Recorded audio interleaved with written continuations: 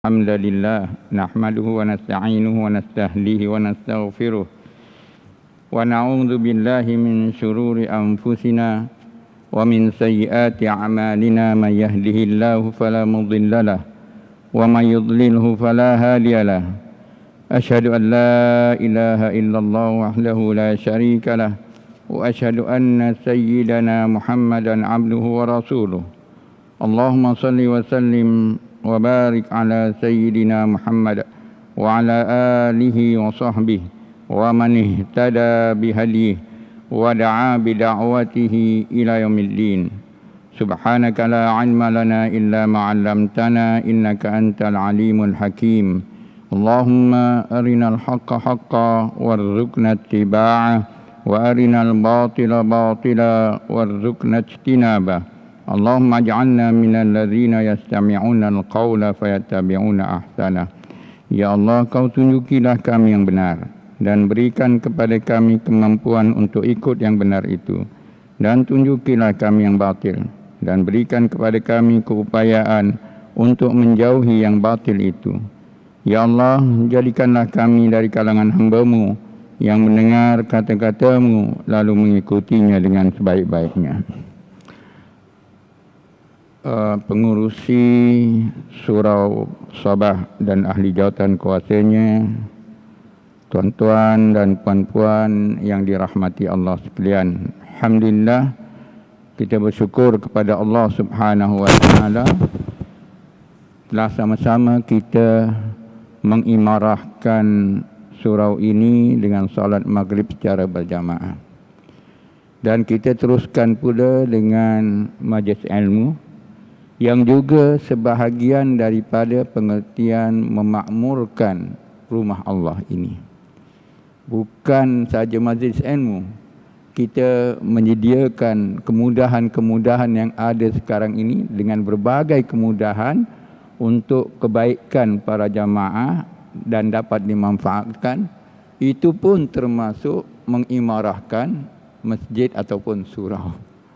Kalau tidak, surau kita ini dari dulu memang dah roboh agaknya lah. Ya, kalau masing-masing nak memakmurkan hanya solat, dah roboh lama dah.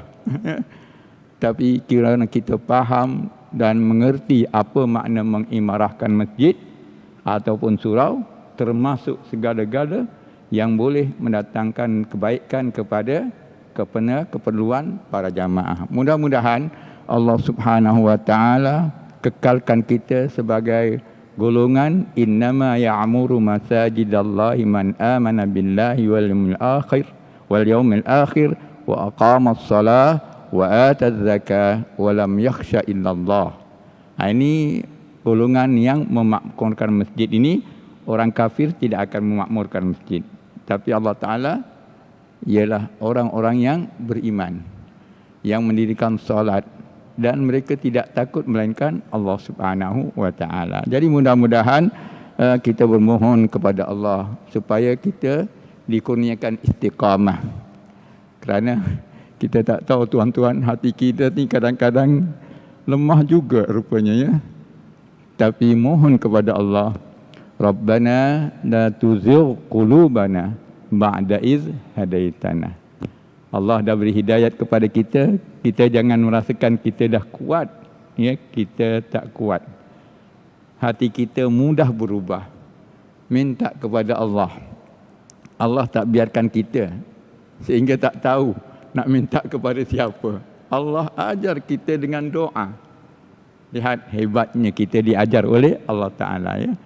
Kamu ada tempat kamu berdoa untuk menjadikan hati kamu istiqamah. Satu Al-Quran, yang kedua hadis. Ya muqallibal qulub, sabbit qalbi ala dinik. Tengok hebat ya. Nah, inilah kita supaya kita menjadi orang yang sentiasa insaf. Sedar bahawa kita ada Tuhan tempat kita. Iyyaka na'budu wa iyyaka nasta'in. Itu sebagai mukaddimah peringatan. Mudah-mudahan kita mengambil ingat ya. Jadi tajuk malam ini kita masih lagi tajuk besar kita ialah kuantiti lebih baik, lebih utama daripada kualiti, maaf ya. Kualiti lebih baik dan lebih utama daripada kuantiti. Kualiti lebih baik dan lebih utama daripada kuantiti. Secara umum dulu ya. Pertama, orang beriman dengan orang tak beriman. Orang beriman lebih berkualiti. Walaupun bilangan yang tak beriman adalah lebih ramai. Ini dalam kuliah yang lalu, iaitu tentang kisah Jalut dan Talut, ya, yang bilangannya mereka tu cukup ramai, tetapi di kalangan pengikut-pengikut yang mengikuti Talut itu, bilangan mereka ada yang meyakini tentang akan bertemu dengan Allah, maknanya orang yang beriman. Mereka mengatakan, kam min fi'atin qalilatin ghalabat fi'atan katsiratan biiznillah. Berapa banyak bilangan yang sedikit boleh mengalahkan bilangan yang banyak, tapi ingat, biiznillah. Artinya kemenangan itu dengan izin Allah. Di sini kita nampak kenapa kemenangan itu dengan izin Allah, kerana imannya. Jadi yang golongan yang tidak beriman, walaupun ramai mereka, bilangan mereka itu dapat dikalahkan oleh orang yang beriman walaupun bilangannya sedikit. Pertama, iman dengan kekufuran. Yang kedua, berilmu dengan tidak berilmu. Cuma kita boleh nampaklah ya, bezakan. Pertama, iman dengan kekufuran. Kemudian tahap orang beriman tu berbeza-beza juga kan. Kalau kita lihat, tengok para anbiya pertama sekali, tentu sekali keimanan kita tidak seperti mereka, ya. Kemudian sahabat-sahabat Rasulullah SAW, keimanan kita tidak seperti mereka, sehingga Nabi SAW mengatakan iman Abu Bakar itu kalau diletak di satu, apa kata orang tu, piring ya, piring dacing tu ya, piring dacing ya. Apa ada orang sebut apa, cepeh, tahu ya, yang itu piring dacing itu kan. Kalau diletak iman Abu Bakar di sebelah, iman umat ini semua di sebelah, berat lagi iman Abu Bakar. Ya Allah. Jadi kalau kita nak, kita boleh cerita apa tu, lihat buku Hayatus Sahabah ya, kehidupan para sahabat. Banyaklah buku-buku yang lain lagi yang kita boleh lihat. Jadi itu ya. Pertama ialah asasnya iman dengan kufur. Kemudian pembahagian iman itu berbeza-beza. Yang kedua ialah orang berilmu dengan tidak berilmu. Tentu berbeza. Qul hal yastawi allazina ya'lamun wal ladzina la ya'lamun. Allah Taala sendiri mengatakan, katakan, adakah orang yang mengetahui sama dengan yang tidak mengetahui? Tengok. Orang jahil dengan orang berilmu, tentulah orang berilmu yang lebih berkualiti ya, yang lebih diutamakan. Cuma orang berilmu itu berbeza-beza pula ya. Ada yang sedikit, ada yang banyak. Tapi tuan-tuan, asasnya ialah kita disuruh menjadi orang yang berilmu kan. Wa qul, katakan olehmu ya Muhammad, Rabbi, duhai Tuhanku, zidni ilma. Tambahkanlah ilmuku, kan begitu. Kita disuruh, maknanya kita disuruh berusaha untuk menambahkan ilmu. Itu kerja siapa? Kerja kita kan. Nak bagi banyak, nak bagi sikit, kerja siapa itu? Kerja Allah. La yus'alu amma yaf'al. Tuhan tidak boleh ditanyakan apa yang dia buat. Dia tahu, tapi kita harus mesti ada keyakinan yang dia buat tu yang paling betul lah. Ini begitu iman tuan-tuan ya. Takut nanti tanya kenapa aku sikit. Itu masalah nanti jadinya ya. Subhanallah. Nak mencapai tauhid yang murni bukan mudah. Sebab kadang-kadang ada orang begitu kan, gitu ya. Lagi-lagi tengok, ni adik aku ni tak tunggang tunggik, aku tunggang tunggik. Adiknya pula kata tunggang tunggik tak kaya juga. Kau tengok aku, lagi berat lagi. Tuan-tuan, ya. Jadi kita lihat tadi, iaitu berilmu dengan tak berilmu. Yang berilmu lebih bernilai di sisi apa? di sisi Allah. Mungkin di sisi manusia orang menyanjung kan begitu kan, yang kufur disanjungnya kan begitu. Tapi di sisi Allah tak. Ini yang perlu kita ada pada diri kita ni sebagai orang beriman. Yang berilmu dengan yang tak berilmu. Yang utama orang yang berilmu. Dah mula nak masuk lagi pula. Lagi sedikit lagi naik lagi. Yang beramal dengan tak beramal. Lebih utama orang yang beramal. Dari segala yang wajib, yang sunat dan sebagainya, ya. Tentu sekali berbeza. Yang beramal pun kita lihat berbeza-beza. Kan begitu ya? Ada yang rajin dengan yang sunat, ada yang tak ada. Tapi dia mesti menjadi orang yang beramal. Kenapa? Orang yang beriman mesti beramal, kan gitu. Tengok susunannya kan. Daripada tadi beriman tak beriman, berbeza dah. Sekarang yang beriman mestilah yang beramal. Sebab Allah Subhanahu wa taala suruh kita supaya beramal. Wa qul i'malu fasayarallahu amalakum wa rasuluhu wal mu'minun. Allah mengatakan, katakan olehmu ya Muhammad, beramallah kamu. Kena beramallah. Ya. Kemudian yang beramal ini berbagai-bagai pula kan. Yang saya dah sebut tadi kan. Ada yang dengan sunatnya dia rajin. Sunat-sunat pula yang ada yang rawatibnya saja. Ada yang dengan tahajudnya, berbagai-bagai. Kan berbeza itu. Tapi semuanya berada dalam kategori apa namanya? Beramal. Berbeza dengan yang tidak beramal. Sebab itu kalau kita lihat dalam hal ini tuan-tuan dan puan-puan sekalian, bahawa di dalam kita sebagai ahli sunnah wal jamaah, kita kena beramal sebagaimana yang diajar oleh Rasulullah sallallahu alaihi wasallam. Tak boleh nak mengatakan innamal a'malu binniyat saja. Ini kadang-kadang ada sebahagian yang orang mengikuti ajaran-ajaran tarekat, hakikat dan sebagainya, dia akan sampai kepada peringkat apa dia? Kalau dah sampai makam yang tinggi katanya, maka gugurlah segala kewajipan.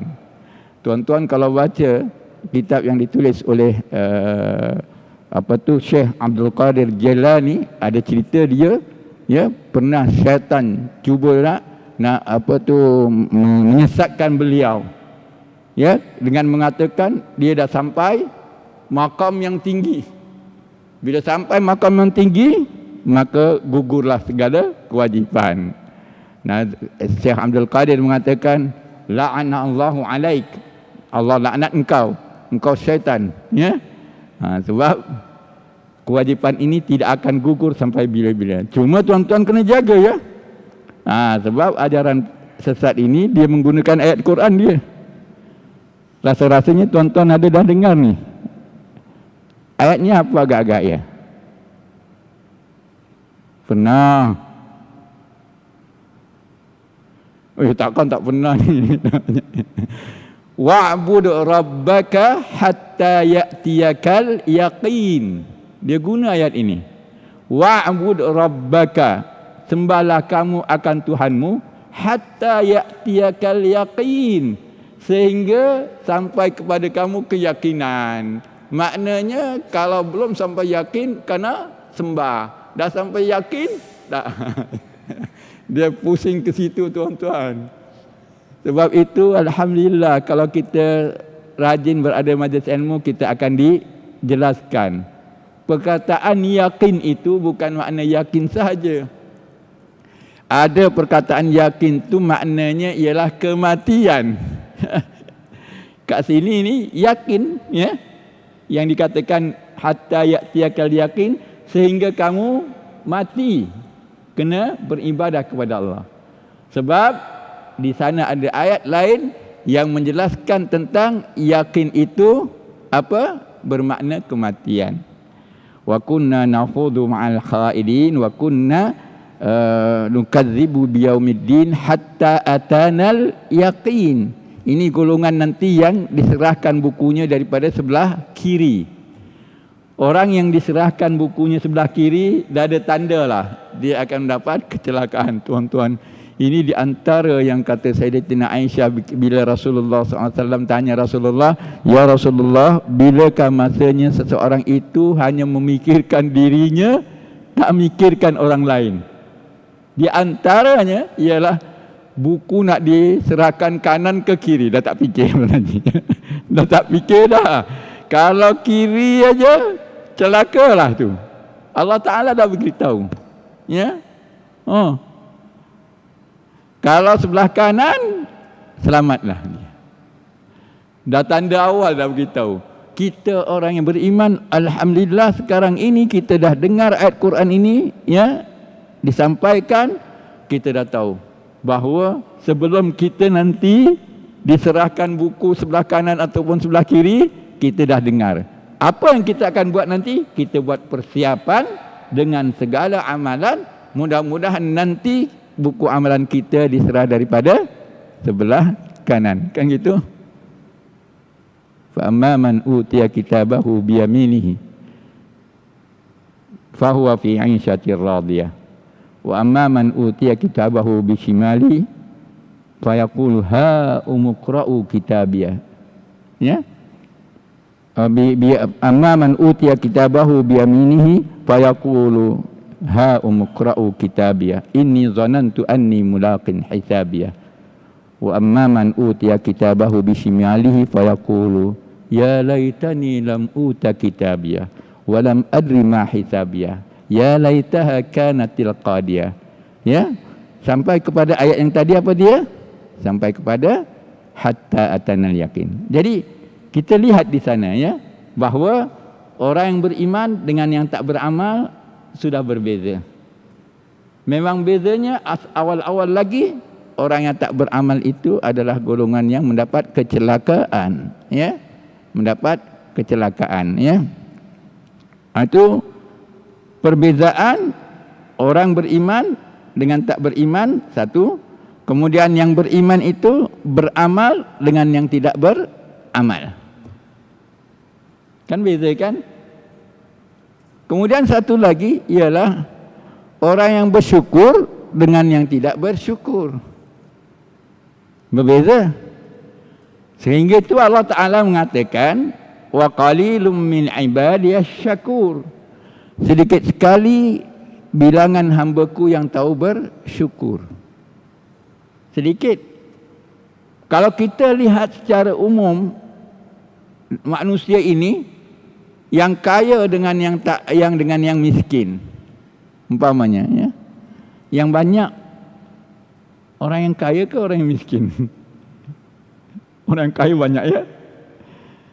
Kalau kita tengok tauke minyak, siapa? Kebanyakan tauke minyak negeri mana? Orang Arab kan? Tengok kat Teluk aja berapa negeri yang ada minyak tu kan? Brunei ada minyak, Terengganu ada minyak, kan gitu kan? Gitu kalau kita ambil sini. Tapi yang mengelilingi Yahudi Zionism itu ialah tauke-tauke minyak. Tapi yang bersyukur berapa orang saja. Makna bersyukur itu menggunakan. Itu, ya. Sebab kita tahu syukur ada kalanya dengan lidah, ada kalanya dengan perbuatan. Dengan lidah hanya mengucaplah syukur-syukur, ya. Dengan lidah, kan? Tapi dengan perbuatan. Kalau kita lihat di sini, tuan-tuan, wa qalilum min ibadiyasy syakur tadi ialah berapa ramai digunakan nikmat yang Allah berikan dengan kekayaan minyak itu saja untuk menampung keperluan manusia seluruhnya. Ada seorang profesor dulu dah meninggal, ya, seorang Sudan.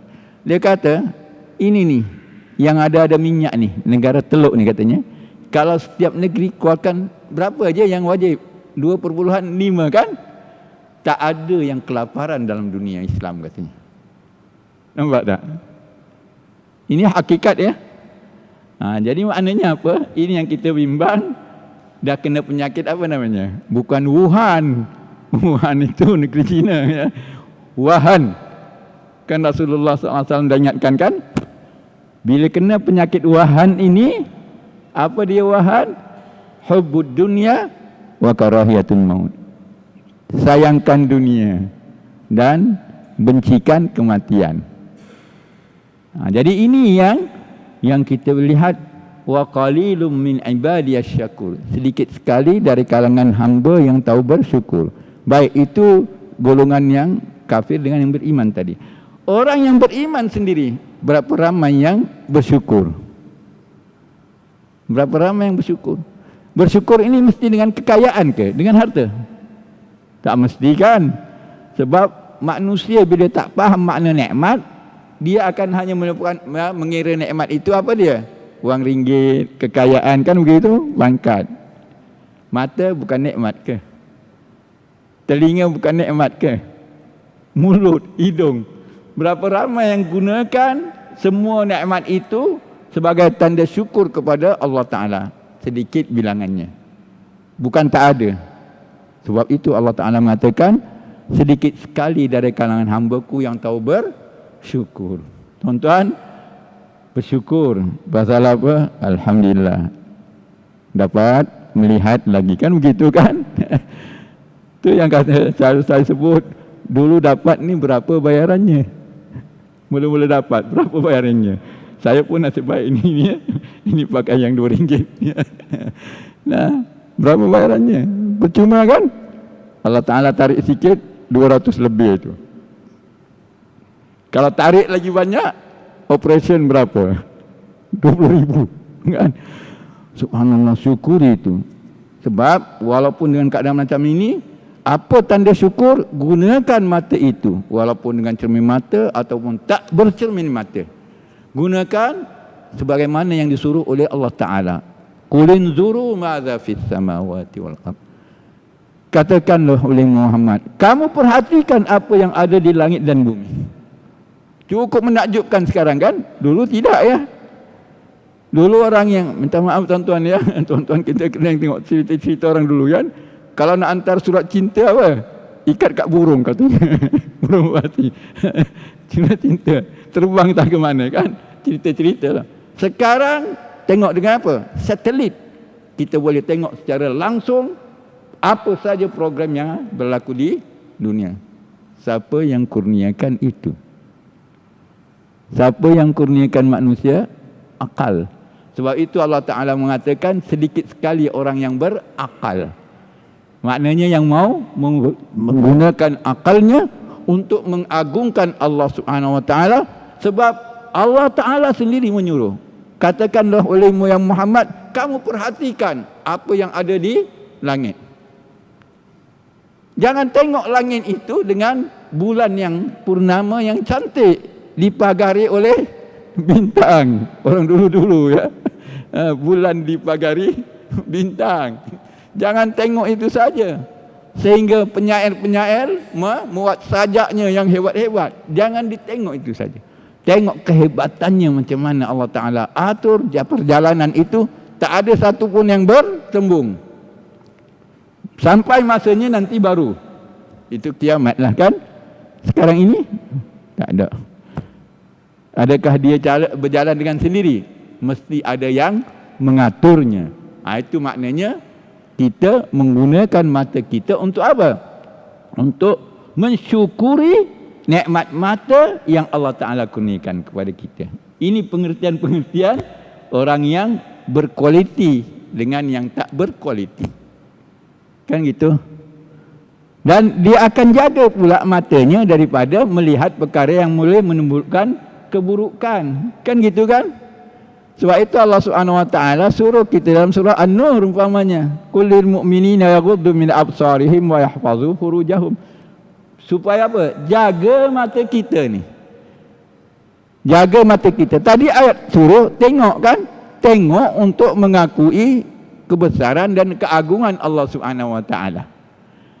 Yang ayat ini pula dilarang pula. Bukan dia kontra. Maknanya dilarang daripada melihat perkara-perkara yang menimbulkan apa? Keinginan. Kalau ditahan pandangannya tak berlaku keinginan kan? Tengok dulu. Kan begitu? Dah lepas tengok tu mula ada keinginan kan? Sebab itu seorang penyair Mesir namanya Ahmad Syauqi, dia kata apa? Dalam syair dia kata apa? Nazratun. Mula tengok-tengok saja. Kemudian fabtisamun. Senyum pula. Lepas senyum apa dia? Fakalamun. Bual pula dia pula.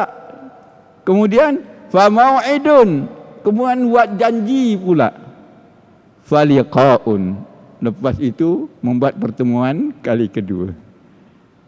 Itu kata-katanya. Mungkin agaknya tuan-tuan boleh dapat lihat ya. Contoh-contoh banyak kan. Mula-mula dia tengok daripada jauh. Mula syaitan pula dah bunyi kat dalam. Takkan main tengok-tengok aja. Cubalah. Dia action pula katanya. Kata budak muda dah. Action apa? Sikat rambut. Tapi tangannya gitu-gitu katanya. Sikat rambut. Oh, ada itu respon nampaknya ya. Dah mula. Lepas itu senyum. Balas senyum pula. Dah senyum-senyum apa? Berbual pula. Fakalamun. Berbual. Tengok Allah. Dia nak senja ni ya. Okey. Nombor. Bagi nombor. Sudah. Bila pertemuan kedua, ketiga dan seterusnya, itulah. Bermula daripada apa? Bermula daripada nazratun. Sebab itu disebutkan di sana bahawa pandangan itu adalah merupakan panahan yang beracun ya kepada manusia. Panahan yang beracun. Sebab itu bila kita lihat kita menjadi orang yang berkualiti ialah melihat perkara-perkara yang boleh menambahkan ketakwaan kita kepada Allah Ta'ala. Sampai kepada peringkat apa? Wa fi anfusikum afala tubsirun. Dalam diri kamu tak perhatikan ke kata Allah Ta'ala. Orang biasa hanya nak perhati tentang sihat ke tak sihat. Baguslah tu kan. Orang perhati kadang-kadang tengok ada cacat ke tak cacat kan begitu. Tuan-tuan, perhatikan apa yang berlaku kepada kita. Yang berlaku kepada kita hanyalah apa yang telah digerakkan oleh Allah Subhanahu Wa Taala sebenarnya. Kita tidak akan mampu bergerak kalau tidak dikurniakan oleh Allah Ta'ala itu. Kan begitu? Cuba kita balik kepada keadaan fizikal kita tuan-tuan. Keadaan fizikal kita tengok ya. Daripada kepada ke atas sampai ke bawah habis yang gitu kan. Kemudian apa? Ada apa tuan-tuan? Ada sendi-sendi kan? Cuba bayangkan kalau tak ada sendi. Agak-agak tangan kita macam mana? Dah. Nak berjalan macam mana agaknya? Dengan adanya sendi-sendi kita boleh bergerak mengikut apa yang kita kehendaki. Tuan-tuan perhatikan. Ahli-ahli sukan umpamanya kan, bagaimana dia bila melompat dan sebagainya, yang lompat tinggi dan sebagainya kan, semua kerana itu. Pemain badminton, kalau tangannya semua keras gini agak-agak boleh main badminton Tuan Haji. Ni tengok Rudy Hartono, tengok macam mana dia main gitu kan, pusing-pusing tu. Pasal apa? Pasal ada sendi kan. Orang tak nak tengok benda ni. Kita orang yang beriman akan perhatikan benda itu. Kemudian dah ada sendi, ada apa namanya? Istilahnya apa dia? Lendir-lendir itu. Apa namanya? Macam grease gitu kan? Cuba kalau tak ada lendir itu. Nyilu saja tuan-tuan. Allahu Akbar. Siapa yang sediakan benda itu semuanya?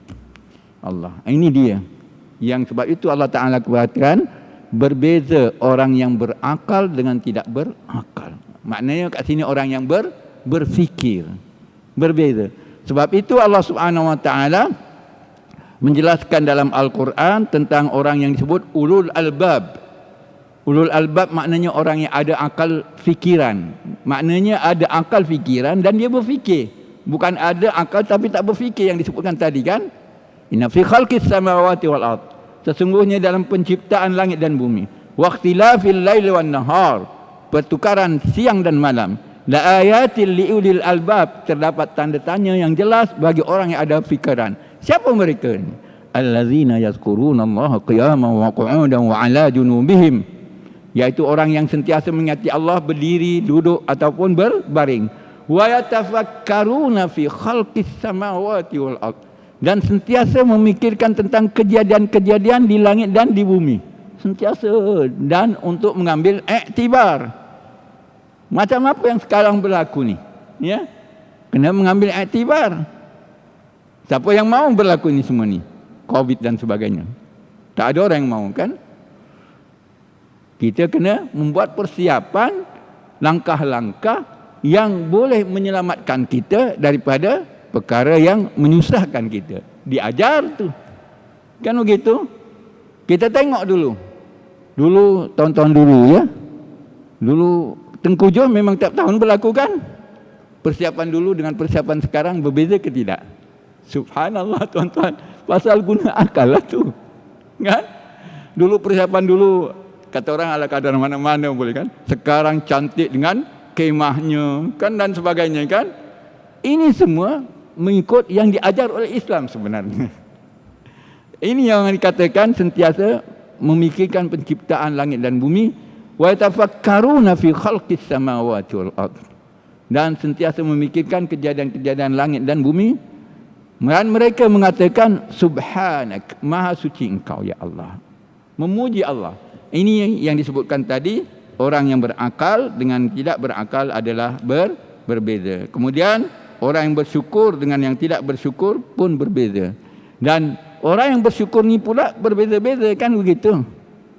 Ada yang bersyukur dengan dia sebabkan dia kurang daripada segi kebendaan, tapi dia boleh bersyukur dengan anggota yang ada padanya digunakan. Ada yang bersyukur kerana dia dapat dikurniakan oleh Allah Ta'ala nikmat yang banyak, rezeki yang banyak, oleh kerana dia yakin dengan apa yang disebutkan oleh Allah Ta'ala, bahawa setiap satu kebaikan paling minima berapa dibagi oleh Allah Ta'ala? 10. Man ja'a bil hasanati falahu asyru amsalihah. Orang yang seperti ini sebab dia yakin Allah tak akan berdusta apalagi tersilap. Allah tak akan tersilap apalagi berdusta. Allah tak akan tersilap. Bila Allah Ta'ala mengatakan buat satu kebaikan 10, memang 10 lah minima. Sampai kepada apa? 700. Wallahu wasi'un alim. Allah Ta'ala maha luas rahmatnya dan maha mengetahui apa yang dia lakukan. Subhanallah. Ini semua memerlukan keyakinan kita kepada segala yang difirmankan oleh Allah Ta'ala, tuan-tuan. Mari kita berusaha dengan menghadiri majlis ilmu, ya, dengan tadabbur Al-Quran, dan sentiasa minta kepada Allah. Minta kepada Allah dengan sangkaan baik dengan Allah. Jangan kita minta tapi masih lagi ada ragu-ragu. Kena bersihkan. Yakin Allah akan beri, tapi jangan tanya berapa dia nak. Jangan tanya. Kalau tanya tu maknanya kau buat sendirilah. Kalau tu, subhanallah tuan-tuan, dia kena gitu, ya. Yakin Allah akan beri. Berapa nak beri itu urusan dia, urusan engkau. Engkau minta, berusaha, kemudian bulatkan hati engkau dengan apa yang dia akan beri nanti. Sebab dia beri tu, dia tahulah kenapa dia beri. Kalau bagi sikit, dia tahulah kenapa dia bagi sikit. Kalau bagi banyak, dia tahulah. Tapi asasnya yang mesti ada pada kita ialah keyakinan kita kepada Allah. Itu asas. Sebab itu kita kat mana-mana, tuan-tuan, kalau dengar, keyakinan kepada Allah adalah merupakan asas untuk kita menjadi hamba Allah yang akan menggunakan segala yang disuruh oleh Allah Ta'ala, sama ada suruhan ataupun larangan. Dan kita tidak akan masuk campur urusan Allah Subhanahu Wa Ta'ala. Kalau tidak, kau jadi Tuhan lagi senang. Kau nak masuk campur, jadi Tuhan lah. Ada contoh, kan, contoh macam contoh, ya. Ini contoh, ya. Dia kerja kat satu syarikat. Dia umpamanya, kan ada majikannya, kan. Dia komplain kepada tauke. Tauke, apa pasal dia punya gaji besar, saya punya ini? Tauke senang jawab. Awak tauke ke awak kuli ke? Senang dijawab, kan. Kerja nak bagi gaji berapa-berapa, itu kerja dia. Dia punya pasal lah. Sebab harta dia dan sebagainya, kan. Kita ni, kerja kita ialah kuli. Jadi kuli lah. Jangan nak masuk campur. Itu sebagai macam contoh saja. Jangan samakan. Sebab pemberian Allah adalah maha luas dan tidak ada batasnya. Ini cukup yakin tuan-tuan. Sebab boleh berlaku bisikan-bisikan syaitan yang kita kadang-kadang tak boleh lawan, ya, al-waswasil khannas itu, ya, iaitu yang datang dan pergi itu, ya. Kita bila ingat Allah, dia lari sedikit saja, dia tak pergi mana-mana tu. Dia tunggu ni. Bila lupakan Allah, dia goda lagi, ya. Nabi Zakaria alaihissalam pernah dalam satu buku dia diceritakan bahawa dia tanya kepada syaitan, bagaimana kamu, wahai syaitan, bagaimana kamu berhadapan dengan makhluk manusia ini? Dia kata ada 3 jenis katanya. Jenis pertama yang kami tak boleh ganggu langsung, iaitu para nabi. Para nabi tak boleh langsung. Yang kedua, yang ikut saja katanya. Ikut saja ni, bila-bila saja kita bisik, dia ikut. Ini yang kedua. Yang ketiga ni yang macam kita tuan-tuan, ya, bila dia nak bisik kita, nak hasut kita, kita ingat Allah, dia tunggu. Bila kita mula lupa, dia nak kacau. Inilah yang kebanyakan berlaku kepada kita. Sebab itu, iyyaka na'budu wa iyyaka nasta'in. Minta pertolongan kepada Allah Subhanahu wa taala. Tapi dengan syarat iyyaka na'budu dulu. Kena beribadah kepada Allah dulu, baru wa iyyaka nasta'in. Jangan kita tak beribadah, kita minta kepada Allah Taala. Allah nak bagi boleh, tapi ingat, tidak akan mendapat pahala yang dijanjikan oleh Allah Subhanahu wa taala. Jadi itulah, ya, di antara asas-asas yang kita lihat tentang apa? Tentang perbezaan antara kualiti dan kuantiti, ya. Jadi kat sini ada beberapa ayat. Kalau kita lihat tentang Jalut dengan Talut, ya. Bagaimana golongan yang sedikit mulanya rasakan mereka mengatakan la taqata lana al-yaum. Kami tidak ada kuasa apa-apa pada hari ini untuk berhadapan dengan Jalut yang bilangan tenteranya ada yang meriwayatkan mengatakan 80,000, ya. Jadi kita tak boleh berhadapan dengan mereka. Tapi di sana ada golongan yang beriman. Ini yang dikatakan, yang beriman ni bilangannya sedikit, yang yakin bahawa akan dipertemukan dengan hari pembalasan, mengatakan berapa banyak bilangan yang sedikit boleh mengalahkan yang banyak, ya. Kemudian kalau kita lihat yang berlaku kepada Rasulullah sallallahu alaihi wasallam, perang Badar, berapa bilangan orang Islam? Tuan-tuan boleh bacalah, ya. Saya bawa ringkas saja, ya. Boleh baca dalam sirah Rasulullah sallallahu alaihi wasallam. Banyak buku-buku itu, ya. 300 lebih, 313 katanya, ya, lawan 1000. Macam mana boleh menang? Bukan kerana bilangan dia menang. Allah Ta'ala beri kemenangan, ya. Allah beri kemenangan bukan kerana bilangan, tapi kerana mutu manusia itu ialah orang beriman. Itu yang dalam peperangan Badar. Peringatan dalam peperangan Hunain setelah Fathu Makkah, selepas pembukaan Makkah, orang Islam dah begitu ramai. Dalam peperangan Hunain ini, orang musyrikin bilangannya 20,000, orang Islam 12,000. Tapi Allah Ta'ala menceritakan, kalau tuan-tuan boleh buka nanti dalam surah Taubah 25-26, ya. Boleh tengok surah Taubah 25-26. Ini cerita tentang peperangan Hunain. Mula-mula mereka melihat bilangan ramai, kan. Dulu perang Badar 300 lawan 1000 lebih. Sekarang 12,000. Kita kuatlah ni. Lupa nak bergantung kepada Allah. Wa yauma Hunainin iz a'jabatkum kasratukum falam tughni ankum minallahi syai'a. Bilangan yang banyak tu bagi Allah tak ada apa-apa lah. Allah Ta'ala uji. Di peringkat awal mereka diserang balas oleh golongan musyrikin, ya. Diserang balas. Akhirnya mereka minta pengampunan kepada Allah. Nabi mengatur strategi yang baru, membalas semula serangan-serangan itu. Boleh buka surah Taubah 25-26, ya. Jadi inilah di antara pengertian yang berkualiti lebih utama daripada yang daripada bilangan yang banyak, ya. Itu kerana itu mudah-mudahan kita menjadi golongan yang sedikit ini. InsyaAllah akan datang kita akan lihat lagi tentang perbezaan antara orang yang berkualiti ini dengan orang yang hanya berkuantiti, ya, ramai tapi tidak bernilai.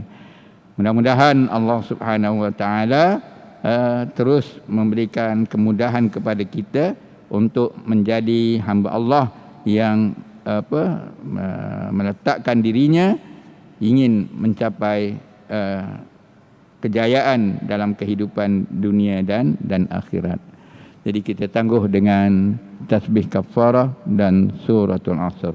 Subhanakallahumma bihamdik asyhadu an la ilaha illa anta astaghfiruka wa atubu ilaik. Bismillahirrahmanirrahim. Al-'asr innal insana lafi khusr illal ladzina amanu wa 'amilus shalihat wa tawassaw bil haqqi wa tawassaw bis sabr. Aqulu qawli hadza wa astaghfirullah li wa lakum. Wassalamu alaikum warahmatullahi wabarakatuh.